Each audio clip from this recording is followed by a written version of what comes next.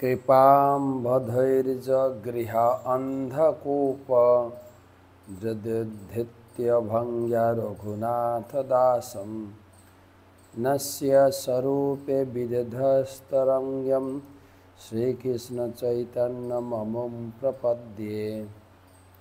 যিনি কৃপারূপ অর্জুর দ্বারা গৃহ অন্ধকূপ থেকে কৌশলে রঘুনাথ দাসকে উদ্ধার করে স্বরূপ দামোদরের কাছে অর্পণ করে তাকে অন্তরঙ্গ ভক্ত করেছিলেন, সেই শ্রীকৃষ্ণ চৈতন্য মহাপ্রভুর চরণে আমি প্রপন্ন হই। জয় জয় শ্রী চৈতন্য জয় নিত্যানন্দ জয় অদ্বৈত চন্দ্র জয় গৌরভক্তবৃন্দ।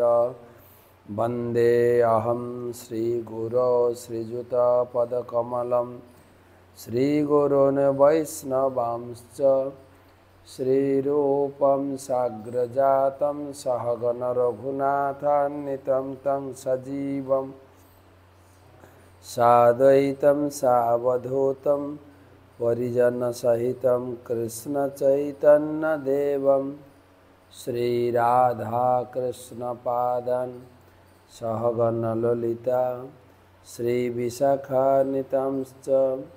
नमो ॐ विष्णुपादाय कृष्णप्रेष्ठाय भूतले श्रीमते भक्तिवेदान्त स्वामिनिति नामिने।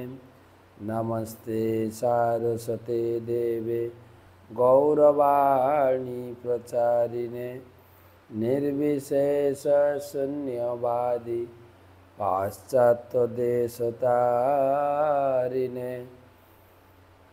आजानुलंबित भुजौ कनकावदातौ संकीर्तनैकपितरौ कमलायताक्षौ विश्वम्भरौ द्विजवरौ जुगधर्मपालो वन्दे जगत्प्रियकरौ करुणावतारो। यद्वैतं ब्रह्मोपनिषदि तदपश्यतनुवा जान्तान्तर्जमे पुरुष इति सोऽसांसविभव षडैश्वर्ये पूर्ण इह स भगवान् स्वयमयं न चैतन्यात् कृष्णात् जगति परतत्यं परमिह। जय श्री कृष्ण चैतन्य प्रभु नित्यानंद श्री अद्वैत गदाधर श्रीवासदि श्री गौरभक्तवृंद।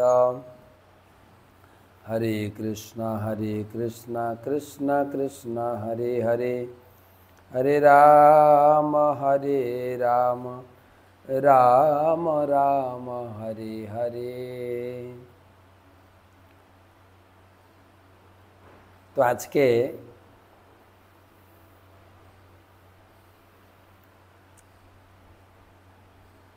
गुरुवार बृहस्पतिवार गुरु बंदना এবং সেই সঙ্গে অনেকগুলো অনুষ্ঠান আজকে করলাম। আজকে দশহরা, মা গঙ্গার স্মরণ, মা গঙ্গার স্নান পূজা পাঠ, মা গঙ্গার স্তুতি বোধনে দশবিধ পাপ ক্ষয় হয়। তো দশহরা, গঙ্গা স্নান এবং সেই সঙ্গে আজকে বৃহস্পতিবার বা গুরুবার গুরু বন্দনার দিন এবং সেই সঙ্গে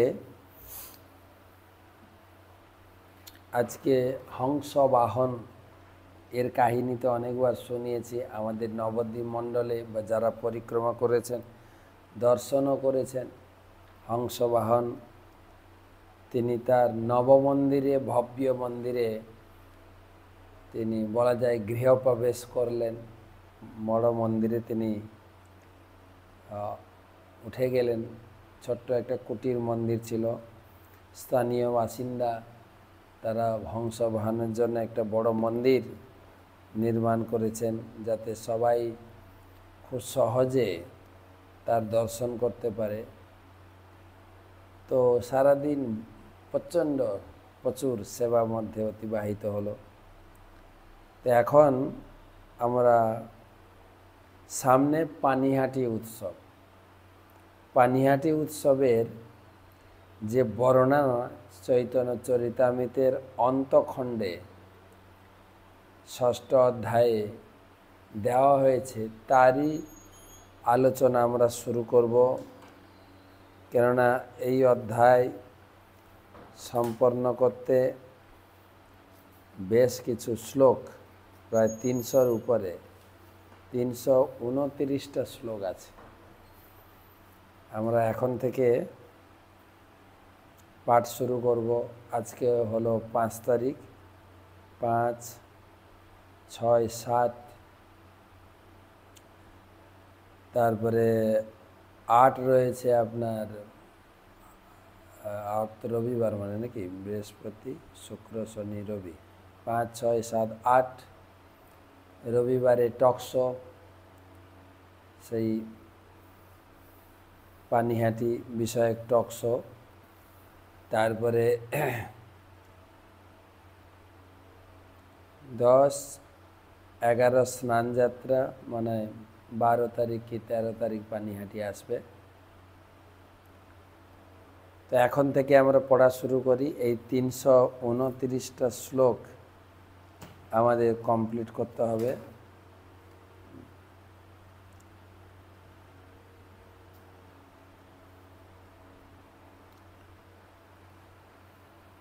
তো সর্বপ্রথমে সবাইকে জানাই কৃষ্ণ প্রীতি, শুভেচ্ছা, অভিনন্দন।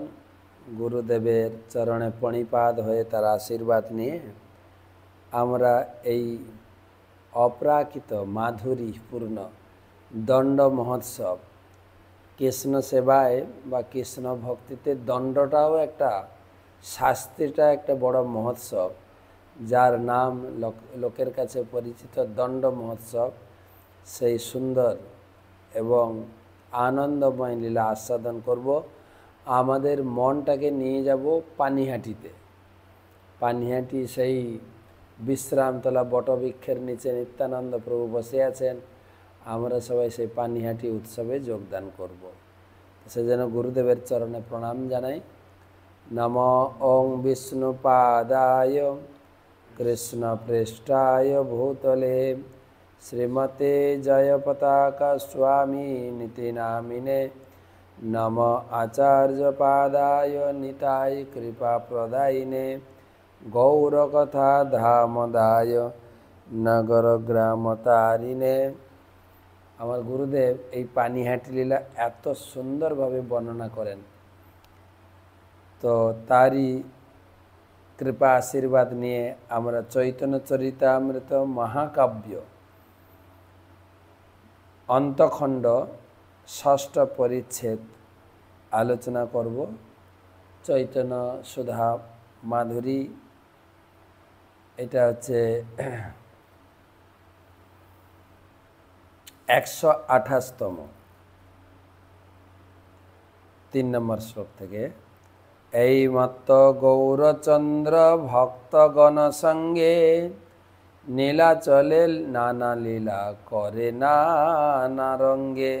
চৈতন্য মহাপ্রভু পুরীতে রয়েছেন এবং পুরীতে বহুবিধ লীলা, দিনভর তিনি কীর্তন আদি ভ্রমণ করতেন, আর রাত্রে 3.5 জন ভক্ত সঙ্গে রামানন্দ রায়, স্বরূপ দামোদর এবং সিখি মাইতি, 3 জন, সিখি মাইতির বোন মাধবী দেবী, এই 3.5 জন সঙ্গে তিনি কৃষ্ণলীলা, ভগবান কৃষ্ণের মাধুর্যপূর্ণ সেই রাসলীলাদি তিনি নিভৃতে গম্ভীরভাবে তিনি আস্বাদন করতেন, বিভিন্ন ভাব প্রকাশ করতেন।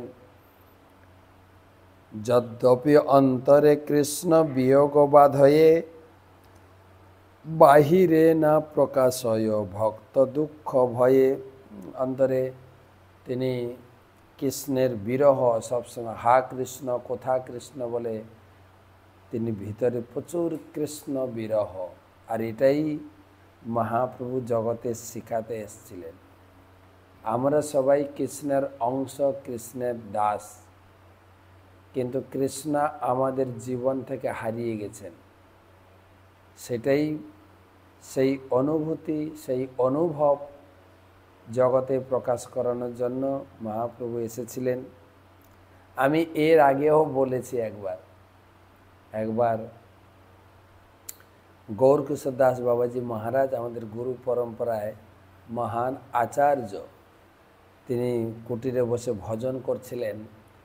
একজন সাধু, একজন বৈষ্ণব, যুবক বৈষ্ণব, সে তার কুটিরের সামনে দিয়ে হেঁটে হেঁটে যাচ্ছেন।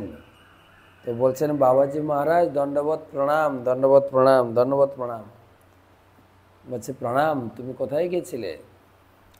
বলছে, আমি পাশের গ্রামে বৈষ্ণব সেবা, বৈষ্ণব ভোজন ছিল, গেছিলাম। আচ্ছা, কি প্রসাদ পেলে? খুব সুন্দর প্রসাদ পেলাম। সেখানে অন্ন, ডাল, সবজি, ভগবানের প্রসাদ আর কি। সজনে ডাঁটার চচ্চড়ি, কি স্বাদ! ভগবান প্রসাদ আস্বাদন করেছেন, ভগবান ভোগ গ্রহণ করেছেন, তার অধরামৃত প্রসাদ অপূর্ব। তো বাবাজি মহারাজ বলছেন, আচ্ছা, সজনে ডাঁটার চচ্চড়ি খেয়েছ? তোমাকে একটা কথা বলি। ধরো তোমার প্রিয়জন তোমাকে ছেড়ে চলে গেছেন, তোমার বাবা মারা গেছেন, কিংবা তোমার কেউ প্রিয়জন, বা অনেকের হয় না সন্তান মারা যায়, এত বিয়োগ, এত বিরহ ব্যথা তাকে হারিয়ে, সেই সময় তোমাকে সজনে ডাঁটার চচ্চড়ি দিলে তুমি সজনে ডাঁটা চেবাতে পারবে তো? বলছে, না। তাহলে আমাদের হৃদয় থেকে কৃষ্ণকে আমরা হারিয়ে ফেলেছি। আমি কৃষ্ণের পরিবারের লোক, কৃষ্ণের পরিবার থেকে আমি বিচ্যুত হয়েছি, তন্ন তন্ন করে সেই কৃষ্ণকে খোঁজার জন্য গুরুদেবের কাছে দৌড়াচ্ছি, সাধুগণ সঙ্গ করছি, আর সেই অবস্থা তুমি সজনে ডাঁটার চচ্চড়ি আস্বাদন করলে কি করে? তো অনেক উচ্চাঙ্গ ভাবের কথা। তো মহাপ্রভু সেইটা প্রকট করেছিলেন পুরীতে। উৎকট বিরহ দুঃখ যবে বাহিরায়, তবে যে কৈবল্য প্রভুর বর্ণন না যায়। কখনো কখনো সেই মহাপ্রভুর এই বিরহ দশা এত প্রকটভাবে প্রকাশিত হতো, ধরে রাখতে পারতেন না মহাপ্রভু। তখন শরীরের বিভিন্ন বিকার, অষ্টসাত্ত্বিক বিকারাদি দেখা যেত, যেগুলো বর্ণনা করে আমি আপনাদের শোনাতে পারবো না। এত মহাপ্রভুর বিকট চেহারা তৈরি হতো। রামানন্দের কৃষ্ণ কথা স্বরূপের গান, বিরহ বেদনায় প্রভুর রাখয়ে পরাণ। সেই সময় রামানন্দ রায় তিনি ভাগবতমের কিছু নির্বাচিত শ্লোক, রাসলীলায় কৃষ্ণ রাধার মিলন বা গোপীদের সঙ্গে কৃষ্ণের মিলনের কিছু চর্চা তিনি করতেন। নির্বাচিত শ্লোক সুন্দর করে আবৃত্তি করে তার ব্যাখ্যা করতেন। আর তার সঙ্গে প্রাসঙ্গিক কিছু গান, যে কিভাবে কৃষ্ণ বাঁশি বাজাচ্ছেন, গোপীরা আসলেন, আজও সেই বৃন্দাবনে বাঁশি বাজে বাজে রে। এখনো বৃন্দাবনে বাঁশি বাজছে, আর বাঁশির সুর শুনে গাভীরা ছুটাছুটি করছেন, গোপীরা ছুটে যাচ্ছেন কৃষ্ণের সঙ্গে মিলিত হওয়ার জন্য। সেই কিছু প্রাসঙ্গিক গান স্বরূপ দামোদর গাইতেন। আর মহাপ্রভু এটা শুনে বিরহ বেদনার কিছু শীতলতা হৃদয়ে পেতেন। দিনে প্রভু নানা সঙ্গে হয় অন্যমন, রাত্রিকালে বাড়ে প্রভুর বিরহ বেদন। দিনের বেলা কৃষ্ণ কথা, ভক্তদের সঙ্গে আলোচনা, কখনো নগর সংকীর্তন, কখনো কারো বাড়ি যেতেন, প্রসাদ গ্রহণ, ভিক্ষা করতেন। এইভাবে বিভিন্নভাবে মনকে বিচলিত করে। কখনো যমুনা স্নান, সমুদ্র স্নানকে যমুনা স্নান মনে করতেন, তারপরে জগন্নাথ দর্শন করতেন, গদাধর প্রভুর কাছে ভাগবত পাঠ শুনতেন, বিভিন্ন রকম রুটিন ছিল। কিন্তু রাত্রিবেলা একটাই রুটিন, গম্ভীরায় বসে এই 3.5 জন সঙ্গে ভাগবত আস্বাদন করে কৃষ্ণের বিরহ, কৃষ্ণকে না পেয়ে রাধারানী যেরকম বিরহ বেদনায় তিনি সেই জ্বালা ভগবানকে হারিয়ে সেটা অনুভব করতেন। তার সুখ হেতু সঙ্গে রহে 2 জনা, কৃষ্ণ রস শ্লোক গীতে করেন সান্ত্বনা। কৃষ্ণ বিরহে মহাপ্রভু যখন খুব বিরহ বেদনায় তার হৃদয় চলে যেত ভগবানকে না পেয়ে, তখন এই 2 জন স্বরূপ দামোদর রামানন্দ রায় মহাপ্রভুকে বিভিন্ন কৃষ্ণলীলা কথা, কৃষ্ণলীলা গানে মহাপ্রভুকে সান্ত্বনা দিতেন। যেমন সুবল জয়ীছে পূর্ব কৃষ্ণ সুখের সহায়, গৌর সুখদান হেতু তৈছে রাম রায়।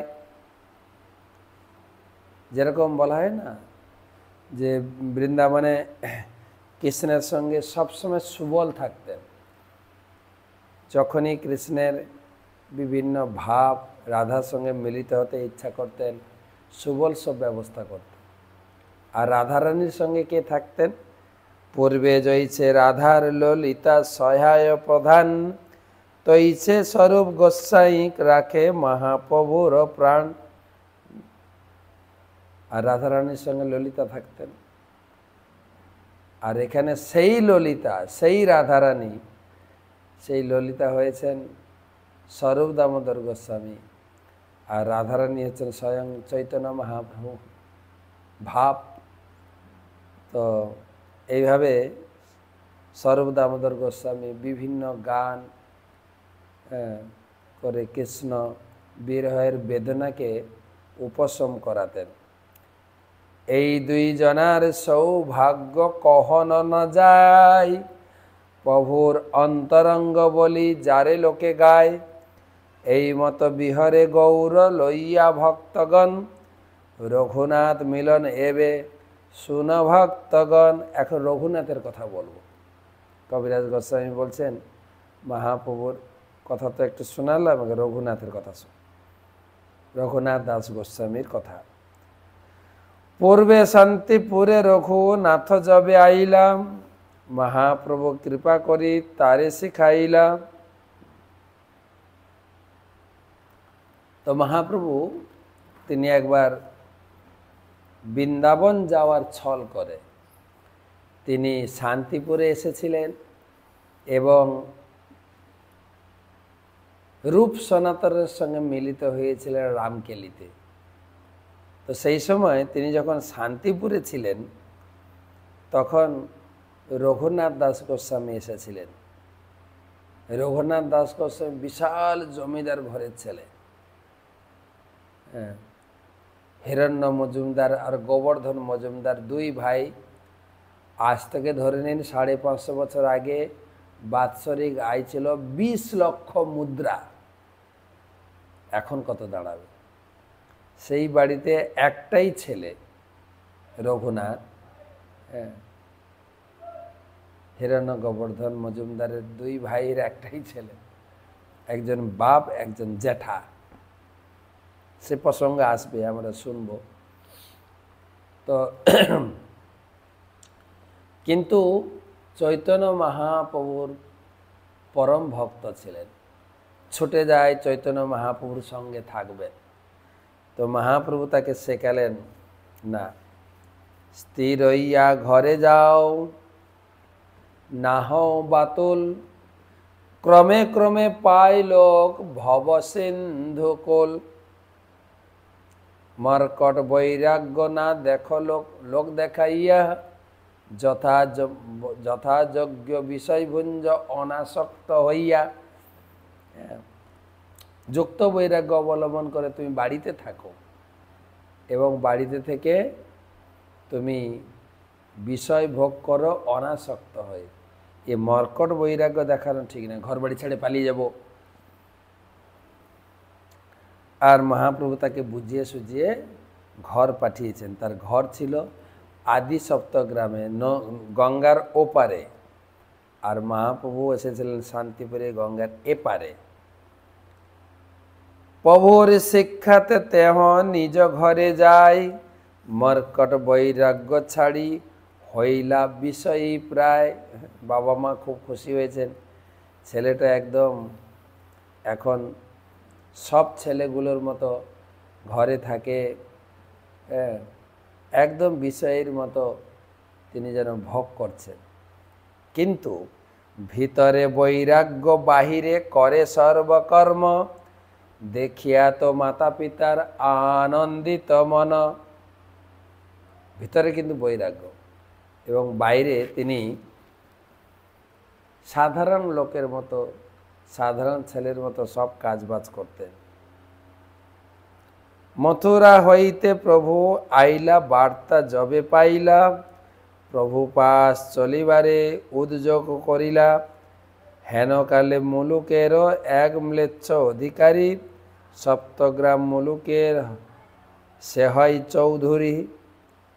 তারপরে পরের বারে মহাপ্রভু বৃন্দাবন গিয়ে যখন ফিরলেন, তখন রঘুনাথের মন খুব উচ্চটান হয়ে গেলেন যে আমি যাব আবার মহাপ্রভুর কাছে। কিন্তু একটা ঘটনা ঘটে গেছিল, যার জন্য সে বাড়ি ছেড়ে যেতে পারেনি। কি ঘটনা?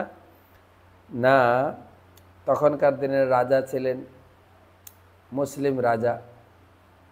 সে এসে তার বাপ জ্যাঠাকে ধরার জন্য চেষ্টা করছে। হ্যাঁ, হিরণ্যদাস মুলুক নিল মকররি করিয়া, তার অধিকার গেল মরে সে দেখিয়া।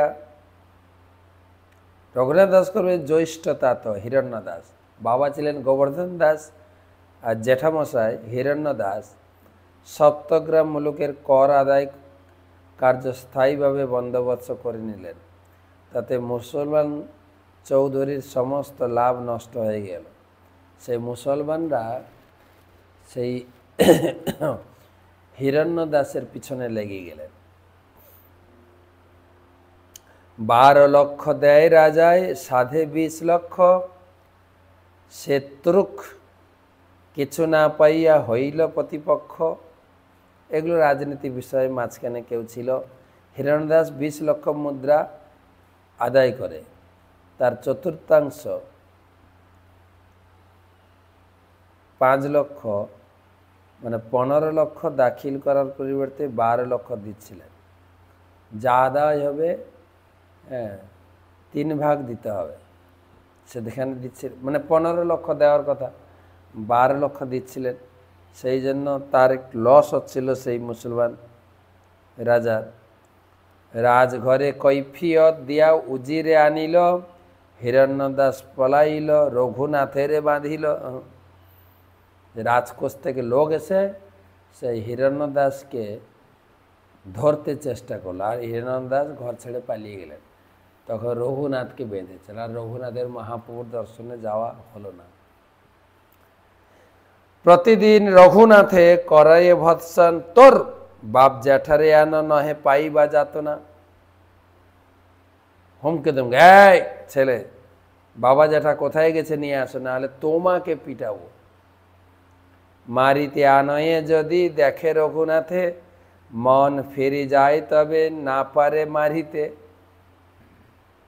রঘুনাথকে তরোয়াল নিয়ে, লাঠি নিয়ে মারতে আসে, কিন্তু রঘুনাথকে দেখে সে উজিরের আর মারতে ইচ্ছা করে না। কি সুন্দর ছেলেটা, মারে না। বিষয়ে কায়স্থ বুদ্ধে, অন্তরে করে ডর, মুখে তর্জে গর্জে মারিতে সভয়ে অন্তর। তারা তো চৌধুরী, মানে কি বলে, রাজার দরবারে কাজের লোক, আর এর তো বৈষ্ণব। এদেরকে দেখে তারা কায়স্থ, রাজাকে আবার মারবে কি করে, এরা জমিদারের ছেলে। সেই জন্য আবার দেখতে এত সুন্দর, রঘুনাথের ব্যবহার এত সুন্দর, তো তিনি মারতে পারতেন না, মন ফিরে যায়। কিছু তর্জন গর্জন, আয় মারবো, বাপ জ্যাঠাকে নিয়ে আস। তবে রঘুনাথ কিছু চিন্তিলা উপায়, বিনীত করিয়া কহে সেই ম্লেচ্ছ পায়। রঘুনাথ তো জমিদারের ছেলে, তার বুদ্ধি আছে তো। তখন সেই ম্লেচ্ছ যে তর্জন গর্জন হুমকি দেখাচ্ছিল, তার পায়ে পড়ে বলছেন, আচ্ছা আমার পিতা আর জেঠামশাই হয় তোমার দুই ভাই, ভাইয়ে ভাইয়ে তোমরা কলহ করো সর্বদাই। আচ্ছা আপনাকে একটা কথা বলবো, এ আমার বাপ জ্যাঠা তো আপনার ভাইয়ের মতো, ভাই ভাই কেন ঝগড়া করছেন? কভু কলহ কভু প্রীতি ইহার নিশ্চয় নাই, কালী পুন তিন ঠাই হইবা, কালী পুন তিন ভাই হইবা এক ঠাই। হ্যাঁ, তোমাদের ব্যবহারে আমি দেখেছি, এখন ঝগড়া করছো, আবার পরে একসঙ্গে বসে খাওয়া দাওয়া করবে, মিটিং করবে, এটা কেমন ব্যবহার? আমি জইছে পিতার তইছে তোমারও বালক, আমি তোমার পাল্য তুমি আমারও পালক। আমি যেরকম আমার বাবার ছেলে, আমি তো তোমার ছেলে না, হ্যাঁ তোমারও তো পালক, তো আমাকে মারার জন্য হুমকি দেখাচ্ছ কেন? আর এরকম গর্জন তর্জন দেখাচ্ছ। পালক হইয়া পাল্লেরে তাড়িতে না জুয়াই, তুমি সর্বশাস্ত্র জানো জিন্দা পীর প্রায়। তুমি এত বড় পণ্ডিত, হ্যাঁ এত বড় সম্মান দিয়েছেন, তুমি মুসলিম সমাজে জিন্দা পীর পণ্ডিত, আরে আপনি এত বুদ্ধিমান হওয়া সত্ত্বেও এই কাজ করে আমাকে তর্জন গর্জন দেখাচ্ছেন। এত শুনি সেই ম্লেচ্ছের মন আর্দ্র হইল, দাড়ি বহি অশ্রু পড়ে কাঁদিতে লাগিল। এই কথা রঘুনাথের এই কথা শুনে সেই উজিরের চোখে জল এসে গেছে, ঠকঠক করে জল একদম দাড়ি বয়ে পড়তে থাকল। ম্লেচ্ছ বলে আজি হইতে তুমি মোর পুত্র, আমি ছাড়াইমু তোমা করি এক সূত্র। ঠিক আছে তুমি আমার ছেলে এখন থেকে, কিন্তু একটা শর্তে আমি তোমাকে ছেড়ে দেব। বলে কি শর্ত? উজিরে কহিয়া রঘুনাথে ছাড়াইল, প্রীতি করি রঘুনাথে কহিতে লাগলা। রঘুনাথকে ছেড়ে দিয়েছেন, বলছে শোনো একটা কথা বলি, তোমার জ্যাঠা নির্বুদ্ধি, অষ্টলক্ষ খায়, আমি ভাগি আমারে কিছু দিবারে, যে তোমার বাবা বেশি টাকা খাচ্ছে, আমারও তো কিছু দেওয়া উচিত। হ্যাঁ যাহ তুমি তোমার জ্যাঠারে মিলাহ আমারে, যে মতে ভালো হয় করুণ ভার দিলু তরে। তোমার জ্যাঠাকে নিয়ে আসো এবং তোমার উপরে আমি ভার দিলাম, এর একটা সমাধান করো। রঘুনাথ আসি তবে জ্যাঠারে মিলাইল, ম্লেচ্ছ সহিত বস কইল সব শান্ত হইল। তো রঘুনাথ তার জ্যাঠাকে সেই উজিরের সঙ্গে মিলিয়ে দিলে, সব ঠিকঠাক হয়ে গেল। এই মতো রঘুনাথের বৎসরে গেল, দ্বিতীয় বৎসরে পলায়িত মন হইল। এইভাবে রঘুনাথ প্রায় 1 বছর বাড়িতে কাটালেন। যেই দ্বিতীয় বছর এলো, আবার পালানোর জন্য মন পালায়, ঘর ছেড়ে পালিয়ে যায় মাঝে মাঝে, আর তার বাবার লোক পাঠিয়ে ধরে নিয়ে আসে। ভগবানকে পাওয়ার আকাঙ্ক্ষা। রাত্রে উঠি একলা লীলা পলাইয়া, দূর হইতে পিতা তারে আনিল ধরিয়া। ভোরে উঠে পালিয়ে যাচ্ছে, তখন তার বাবা লোক পাঠিয়ে ধরে এনেছে। দেখা যায় অনেক অনেক ছেলেরা তারা আশ্রমে আসে, ইস্কন মন্দিরে মায়াপুরে দেখি আসেন, ভক্ত হওয়ার জন্য জীবনটাকে চৈতন্য মহাপ্রভুর এই শিক্ষা প্রচারের জন্য জীবন উৎসর্গ করেন, যে আমি সারা জীবন হরিনাম করব, ধর্ম চর্চা করব, ধর্মের প্রচার করব। এবং আমাদের মন্দিরে ট্রেনিং দেওয়া হয় যে হ্যাঁ এমনভাবে তুমি নিজেকে তৈরি করো, গীতা ভাগবতম পড়ো, হ্যাঁ সংস্কৃতি চর্চা সব শিখো, যজ্ঞ শিখো, গান শিখো, হারমোনিয়াম শিখো, মৃদঙ্গ শিখো। হ্যাঁ, এইভাবে তুমি ধীরে ধীরে এই ধর্মের এই মূল বিষয়গুলো শিখে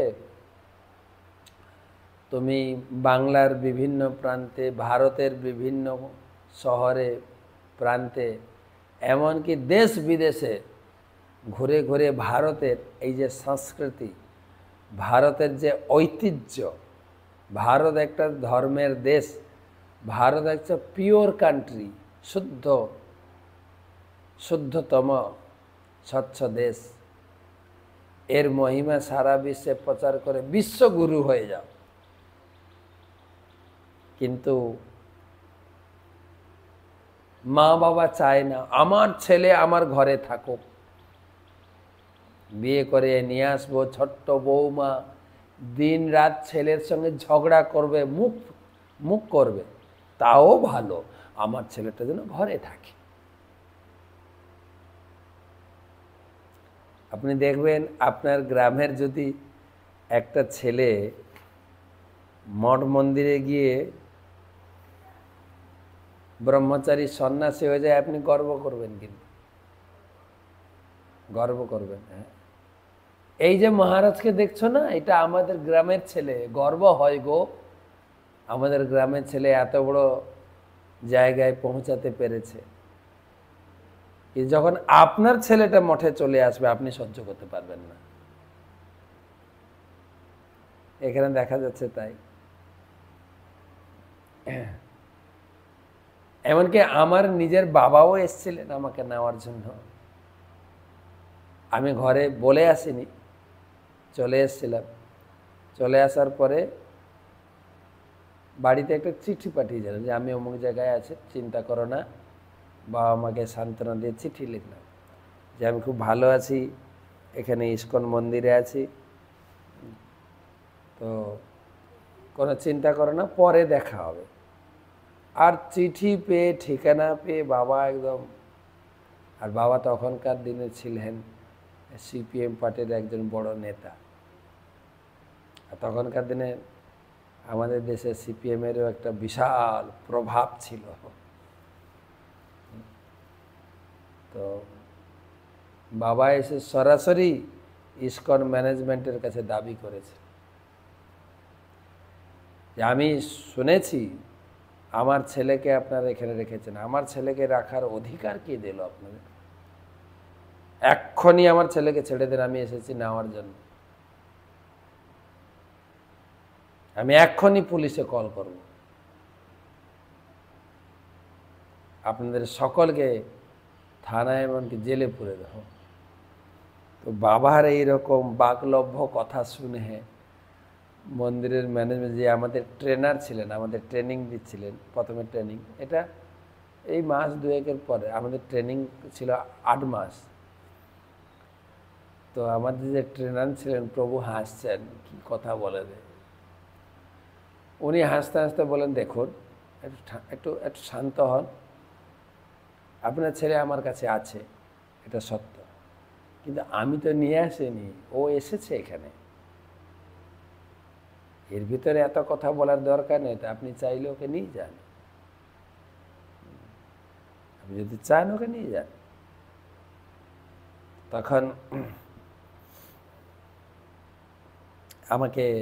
আমার কাছে খবর, আমি ছিলাম ঘরে আর অফিসে কথা হচ্ছে, আমার কাছে খবর পাঠিয়েছেন তোমার বাড়ির লোক এসে, তোমার বাবা এসছে নিয়ে যাওয়ার জন্য, যে তুমি কি করতে চাও, তোমার সিদ্ধান্ত আমি জানতে চাই, যদি বাড়ি যেতে চাও তুমি এখনই আসো, তোমার বাবার হাতে আমি তুলে দেব, আর যদি বাড়ি যেতে না চাও তুমি জানো, তোমার ব্যবস্থা আমি করব।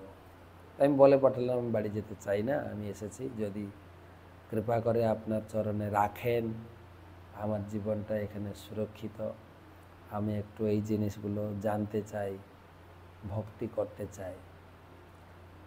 তো সেই কথা শুনে আমার ইনচার্জ যে ট্রেনিং দিচ্ছিলেন, উনি তখন বললেন দেখুন আমি খবর পাঠিয়েছি যে সে যদি যেতে চায় যেতে পারে, আর এই আশ্রমে তো কাউকে ঢুকতে দেওয়া হয় না, তো আমাদের ছেলেরা যারা ট্রেনিংয়ে আছেন তারা এখনই আসবে এবং তারা এখানে আমার অফিসে সেমিনার হবে, জপ হবে, কেউ মৃদঙ্গ শিখবে, বিভিন্ন প্রকার ট্রেনিং হবে। আপনি একটু অপেক্ষা করেন, আপনার ছেলে এলে আপনি নিয়ে চলে যাবেন। বাবা আশায় বসে আছে। তারপরে যখন ট্রেনিংয়ের সময় এলো সবাই এসছে, আমি যাইনি। তো তখন আমার ট্রেনার বলছেন আমার বাবাকে, আপনি এবার আপনার এই যে ছেলেরা আসছে যারা ট্রেনিংয়ে আছে, আপনার ছেলেও আছে, আপনি ওর ভিতরে আপনার ছেলেকে নিয়ে যান। ছেলের নেই তো, হ্যাঁ সবাই এসছে, আমি যাইনি। বাবা জিজ্ঞেস করছেন ব্যোমকেশ কোথায়, বলে ও তো আসেনি, ওকে তো দেখতেই পাচ্ছি না। মানে আমি লুকিয়ে গেছিলাম। আমাকে একটু ইঙ্গিতও দিয়েছিলেন যে আমার ট্রেনার, যে তুমি চাইলে তুমি পাশের ঘরে একটু থাকো, তুমি দুপুরে ক্লাসে আসো না। তো বাবা সারাদিন অপেক্ষা করেছেন ছেলেটা যদি একটু মন্দিরে আসে ধরবো। আর আমার ট্রেনার বলে দিয়েছিলেন তুমি সারাদিন ঘরে থাকো, তোমার প্রসাদ বা তোমার যা যা দরকার আমি কাউকে দিয়ে পাঠাবো, তুমি এসো না। বাবা সারাদিন খোঁজে খোঁজে চলে। অনেকের অনেকের অনেকের ঘটনা এই মতো বারে বারে পলাই ধরি আনে, তবে তার মাতা কহে তার পিতা শোনে। বারবার পালায় রঘুনাথ, বারবার তার বাবা নিজে ধরে আনে, কখন লোক পাঠিয়ে ধরে আনে। পুত্র বাতুল হইল রাখ ইহাই রাখ বান্ধিয়া, তার পিতা কহে তারে নির্বিন্ন হয়ে। তখন মা বলছেন এই আর পারছি না, ছেলেটাকে বেঁধে রাখো, বেঁধে রাখো, বেঁধে রাখো, নাহলে আর রাখতে পারবে না। তার পিতা তখন মন বিষণ্ণ হয়ে বলছেন, ভালো কথা শুনেন, ইন্দ্র সম ঐশ্বর্য স্ত্রী অপ্সরা সম, এসব বান্ধিতে নারী লেগ যার মন। এইভাবে যখন ছেলেরা ঘর ছেড়ে পালায়, ছেলেদেরকে বেঁধে রাখার জন্য একটা উপায় হচ্ছে সুন্দরী মেয়ে এনে বিয়ে দিয়ে যাও। মেয়ে তাকে তার ভালোবাসা দিয়ে তাকে বাঁধবে। আরে ভালোবাসা দিয়ে বাঁধবে কিনা জানি না, কিন্তু বিয়ের সময় তো 7 পাকে বাঁধে, আর ঘর ছেড়ে যেতে পারবে না। আর সেইভাবে রঘুনাথের মা বাবাও তাই করেছিলেন। রঘুনাথ জমিদার ঘরের ছেলে, তার জন্য একটা সুন্দরী মেয়ে, কিরকম মেয়ে জানেন, অপ্সরার মতো দেখতে। আর বাড়িতে ঐশ্বর্য কেমন ছিল, ইন্দ্র সম ঐশ্বর্য। তখনকার দিনের 20 লক্ষ মুদ্রা ইনকাম, মানে বুঝতে পারছেন 550 বছর আগে। ইন্দ্রের মতো স্বর্গ রাজ্য যেন, আর স্ত্রী হচ্ছে অপ্সরা। এই দুটো তো লোককে বাঁধে। হ্যাঁ, ঘরে যদি টাকা পয়সা ছাড়ে থাকে আর যদি সুন্দর স্ত্রী থাকে, বাস দুটো তো বড় বন্ধন। লোকে যখন আমাদের দেখে, লোকে বলে, আমরা বলি আপনারা একটু হরিভজন করুন, গীতা পড়ুন। হ্যাঁ, আমার কি অভাব যে হরিভজন করব? তোমাদের কিছু নেই, তোমরা দৌড়াও ভগবানের পেছনে, আমি যাব না। আর সুন্দর স্ত্রী যদি থাকে, কেউ ঘর ছাড়তে পারে না। তার বাবা বলছেন এই দুটো দিয়ে তাকে বাঁধতে পারলাম না, দড়ির বন্ধনে তারে রাখিবাকে মতে, জন্মদাতা পিতা নারে পারব্ধ খণ্ডাইতে। এই দুটো দিয়ে, সুন্দরী স্ত্রী আর এত ঐশ্বর্য দিয়ে তাকে বেঁধে রাখতে পারা যায়নি, দড়ি দিয়ে কি করে বাঁধবে? তার বাবা অত্যন্ত বিষণ্ণ হয়ে বলে দেখো, বাবা মা আলোচনা করছে, দেখো চৈতন্য চন্দ্রের কৃপা হইয়াছে ইহারে, চৈতন্যের বাতুল কে রাখিতে পারে? এ চৈতন্য মহাপ্রভু কৃপা পেয়ে গেছে, একে রাখা মুশকিল আছে। তবে রঘুনাথ কিছু বিচারিলা মনে, নিত্যানন্দ গোসাইর পাশ চলিলা আর দিনে। তো ওই সময় কি ঘটনা ঘটেছিল, মহাপ্রভু এক এক ভক্তকে পাঠিয়েছিলেন প্রচারের জন্য। তিনি নিত্যানন্দ এবং হরিদাস ঠাকুরকে বললেন, শোনো শোনো নিত্যানন্দ, শোনো হরিদাস, সর্বত্র আমার আজ্ঞা কর। হে নিত্যানন্দ, তুমি প্রতি বছর এই পুরীতে আসবে না ইন্দ্রতৃপ্তির জন্য, হ্যাঁ, তুমি বাংলায় থাকবে। বাংলায় আমার উদ্দেশ্য এই কৃষ্ণ নাম প্রচার করবে। সঙ্গে হরিদাসকে নিয়ে যাও, প্রতি ঘরে ঘরে গিয়া কর এই ভিক্ষা, বল কৃষ্ণ ভজ কৃষ্ণ, কর কৃষ্ণ শিক্ষা। প্রতিদিন এই প্রতি ঘরে ঘরে গিয়ে কৃষ্ণ নাম প্রচার করো। আর তারা দুজন এসেছিলেন মহাপ্রভুর আশীর্বাদ আদেশ নিয়ে এই পানিহাটিতে 2 মাস প্রচার শুরু করেছেন আর অনেক ভক্ত তৈরি করেছেন। আর সেই নিত্যানন্দ বাবু ছিলেন পানিহাটি গ্রামে আইলা প্রভুর দর্শন, কীর্তনিয়া সেবক সঙ্গে আর বহুজন। তো সেখানে এসেছিলেন নিত্যানন্দ প্রভুর দর্শন করতে পানিহাটিতে। আর যখন বাড়ি থেকে এসেছিলেন, তার বাবা রঘুনাথের সঙ্গে অনেক কীর্তনিয়া বৈষ্ণব দিয়েছিলেন। হ্যাঁ, কেন জানেন? দেখো যেন ছেলেটা পালিয়ে না যায়, আমার একটাই ছেলে গো বলে কয়ে অনেক ভক্তদের সঙ্গে পাঠিয়েছিলেন, একা ছাড়েননি। তো তারপরে থেকে কালকে আলোচনা করব, কালকে ভাগবত পাঠ করব না, এই রঘুনাথ গোস্বামীর মধুর লীলাটা শেষ করতে চাই পানিহাটি পর্যন্ত। তাহলে আপনার পানিহাটি বাড়িতে করবেন, পাশাপাশি ইস্কন মন্দির আছে সেখানে যোগদান করবেন। চৈতন্য চরিতামৃত থেকে আপনার বাড়িতে যদি বই থাকে হাতে বই রাখবেন। চৈতন্য চরিতামৃত শেষ বইটা অন্তখণ্ড 4 নম্বর বইটা 6 অধ্যায় রঘুনাথ দাস গোস্বামীর মিলন, সেটা পড়ব। একটা প্রশ্ন নেব ইমনা কোলে।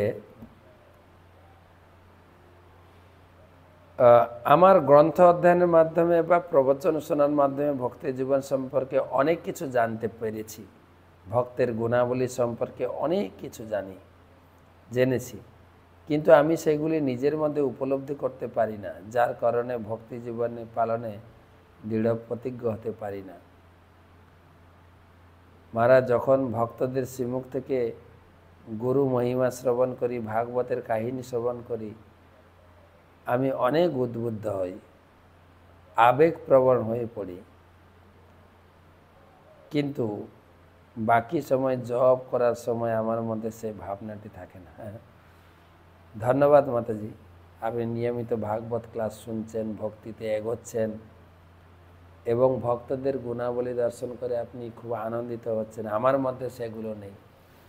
জুড়ে থাকলে হবে, এতটা ভাবাবেগ হয়েন না। ধীরে ধীরে পায় লোক ভব সিন্ধু কুল। রঘুনাথকে মহাপ্রভু শিখিয়েছেন যে ক্রমে ক্রমে পায় লোক ভব সিন্ধু। ধীরে ধীরে ধীরে ধীরে যেভাবে শুনছেন ভাগবত কথা শুনুন, ভক্তি করুন, নাম জপ করুন, ধীরে ধীরে সময় লাগবে। রঘুনাথ দাস গোস্বামী স্তরে পৌঁছাতে অনেক সময় লাগবে। যেভাবে যুক্ত আছেন ওইভাবে যুক্ত থাকলেই হবে।